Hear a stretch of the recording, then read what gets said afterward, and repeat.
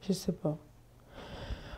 Parce que quand j'ai eu mon bac, ma mère a dit sociologie, étude du comportement des gens dans la société. Je lui disais toujours, je ne sais pas pourquoi je dois étudier le comportement des gens dans la société, sachant déjà comment les gens se comportent dans la société. Pourquoi les étudier en fait? Pour dire vrai, je ressentais l'appel artistique parce que j'ai même dit à ma mère, moi je ne veux pas faire ça, moi je pense que je dois faire l'art. Mais je ne savais pas quel art en fait. Je savais juste qu'il fallait que je fasse de l'art, mais je savais... C'est comme si c'est un truc que je ressentais au plus profond de moi. Et quand j'ai eu mon bac, c'est comme si c'était la libération. Et pour moi, cet esprit a commencé à dire, c'est le moment de faire l'art, c'est le moment de faire l'art. C'était comme une répétition. Mais j'ai tué cette voie. Je suis allée faire ce que ma mère voulait parce que je me suis dit, elle connaît mieux ce qui est bien. Mais même étant dans ça, quand on te dit c'est pas pour toi, j'étais à l'université, mais c'est comme si j'étais pas inscrite à l'université, j'étais au chilling. Très drôle. Bref, ça c'est une autre longue histoire à raconter. Si je commence, je finirai pas. Mais bon. C'est pour dire que j'étais à l'université en train de faire des cours de sociologie où je me réveillais à 5 heures pour aller chercher la place. Mais le jour de l'examen, il y avait mon nom à l'examen. Mais le jour des résultats, il n'y avait pas mon nom dans les résultats de notes. Très drôle. C'est très drôle. J'en parle aujourd'hui. C'est très comique. Je vous dis, j'ai payé, mais je me suis inscrite. Mais bref, si je rentre dedans, je ne donnerai pas le nom de l'école. C'est pas important. Mais c'est juste pour dire que il y avait aussi cette énergie-là. C'est quand même drôle. Il y avait cette énergie. J'ai dit, j'avais ma place. Déjà, tu as ton numéro. Tu viens, tu vois ton nom pour aller composer. Mais les résultats, ton numéro a sauté. C'est le nom de quelqu'un d'autre qui est dans ton numéro. Non, mais bon, bref. C'est pour dire, après ça, j'ai eu la chance d'avoir des amis quand même dans le département de sociologie. Puis, j'arrêtais pas de dire, tu vois, mes camarades. Ils me disaient, mais toi, tu viens jamais. On donne les cours, tu viens pas. Je dis, gars, moi, je viens écouter quoi, en fait? Puis, j'ai commencé à dire à un ami, moi, je veux faire l'art, je veux faire l'art, je veux faire l'art. Lui m'a amené dans un département de peinture. Il m'a dit, oh, mais tu dis que tu veux faire l'art. Je vais te faire visiter le coin. Comme ça, tu vas voir les départements. On va plutôt aller du côté de l'art. Et tu verras peut-être en marchant dans le côté de l'art, peut-être tu vas avoir l'appel de ce que tu veux faire artistiquement. Je ne me rappelle plus c'était qui ce camarade de classe, mais je le remercie parce qu'il a participé justement à mon éveil. Parce que c'est lui qui m'a amené dans le bon département artistique. Je ne savais pas où c'était. Donc, il m'a pris la main. On a fait art plastique. Je lui ai dit non. Moi, je ne sais pas dessiner. Je pense pas. Il m'a dit ok, c'est pas grave, on continue. Il m'a amené en art du spectacle. Quand il m'a amené en art du spectacle, on est rentré dans le département. J'ai vu des gens en train de jouer. C'était une pièce de théâtre. J'ai eu des frissons. Je lui ai dit c'est ici. Il m'a dit voilà, on a donc trouvé dans ton département.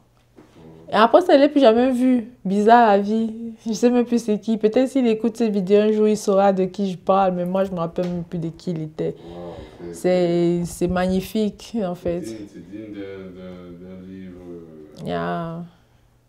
En fait, c'est ça. Un livre du dimanche matin. C'est ça. Mais comme je dis, je n'étais pas toujours sûre que j'étais à la bonne place, en fait. Mais à la rentrée, j'ai fini par convaincre ma mère qui a finalement cédé avec mon père, mon beau-père qui m'a soutenu, qui m'a compris, donc qui m'a accompagné, qui a soutenu ma requête. Donc, à la rentrée, je me suis inscrite au département d'art et spectacle et j'étais très heureuse à la rentrée scolaire. J'étais la première, j'avais hâte. Moi, je me suis réveillée tôt, pressée. Il fallait que j'aille à l'école, il fallait que je découvre mon nouveau moi. Est-ce que c'est la bonne place? Est-ce que je n'ai pas choisi une place? Est-ce que c'est vraiment ça que je veux faire? Mais comme je vous dis, c'était toujours relié à ces couleurs d'enfance que je regardais au travers des écrans. Donc, je rêvais toujours à ça. Et mon premier cours, le professeur a expliqué. J'ai dit, mon Dieu, je suis où il fallait que je sois. Et comme je dis, même le concours pour entrer dans la grande école de la grande chaîne de notre pays, même en partant faire ce concours, je ne connaissais pas les corps de métier.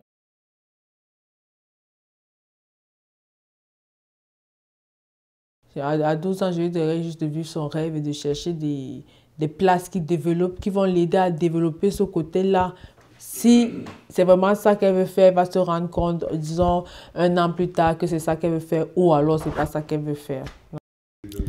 Laissez armée de force et de patience et de détermination et de courage et de niaque. Parce que c'est le mental d'abord. Après, c'est le physique. La créativité vient après. C'est ça qui est triste. Parce que moi, pour avoir évolué dans ce milieu, de voir que, étant femme dans ce métier, tu ne seras jamais valorisée.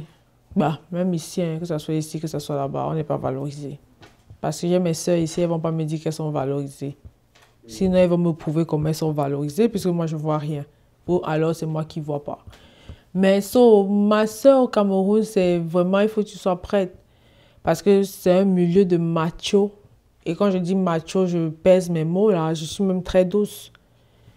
Donc, il faut que tu sois quelqu'un une battante, une conquérante, quelqu'un qui... C'est pas parce que quelqu'un va se lever à te dire que tu n'es pas capable que tu vas rentrer chez toi, rentrer dans ta chambre, fermer la porte, commencer à pleurer. Non. Quelqu'un te dit que tu n'es pas capable. Lui, pourquoi lui, il est capable de le faire? S'il est capable de le faire, ça veut dire que si toi, tu as quelqu'un qui peut te montrer la voie pour le faire, tu peux aussi être capable de le faire parce que l'appétit vient en mangeant. Donc, c'est en apprenant qu'on se forge et c'est en apprenant qu'on devient meilleur.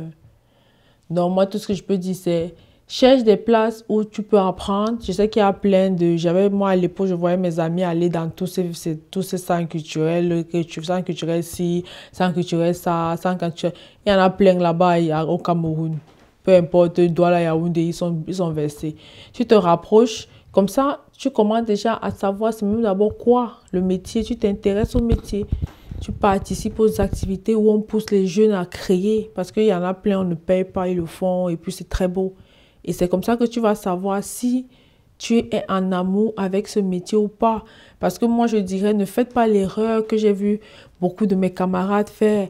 Ils sont venus s'inscrire dans l'école où on était. Ils ont payé beaucoup de l'argent qu'on paye. Vous savez combien on paye vu que vous êtes là-bas. Vous connaissez la pension, les frais de concours, les frais de ceci, timbre de cela. Pour rentrer, être dans l'école, finir l'école.